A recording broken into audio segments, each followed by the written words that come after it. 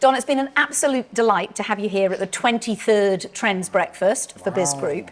You've actually been in the L&D industry for, I'm not going to say how many years, but you've also been the chair of the Learning Tech Conference for 25 years. Yes.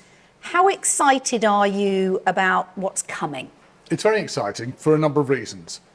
The technology is super exciting. There's so much you can do. AI grabs the headlines. There's lots of other things going on as well.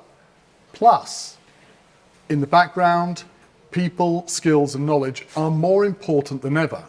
So we have the technology, we have the demand. Can we step up and exploit the opportunity? So if you're talking to L&D managers right now, chief learning officers, HR managers, what should they be doing next? Because we heard from your data and your research that a lot of people are using AI to create learning content, maybe to go a little faster, maybe to be a bit more creative. But that's not enough. What should they be doing? We know that AI is a tool, great tool, to solve certain problems. And of course, it comes in a variety of flavors. The technology you use with AI to create content is completely different to the AI technology you use to analyze skills. Having said that, it's not about the technology. You can use the technology to have an impact, and you have that impact either within the department, and that's under your own control.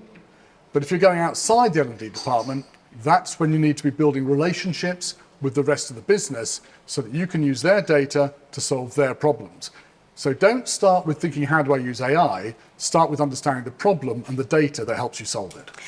And what I found fascinating in the conversation is so often as an L&D professional, and I've been in the game for a while, we think we have to start with us. Yeah. And then we think, oh, Don told me to get data, so I go out and ask a department for data. And you told me a story. The sales manager is not going to give you his 2 years of data. No, why? they're not. Well, because the data is an asset. They know that, and people guard their data very jealously for many reasons. One is, well, it's important to me. The other one is, well, I might be a bit embarrassed about what it says about me.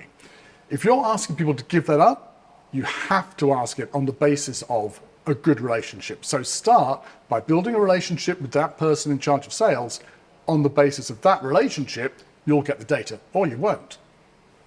Okay, so what did you learn about the Middle East audience today? So we had 90 people, biggest trends ever, in the room, all fascinated about the world of learning and development, all excited about how they embrace AI. What did you learn from our audience?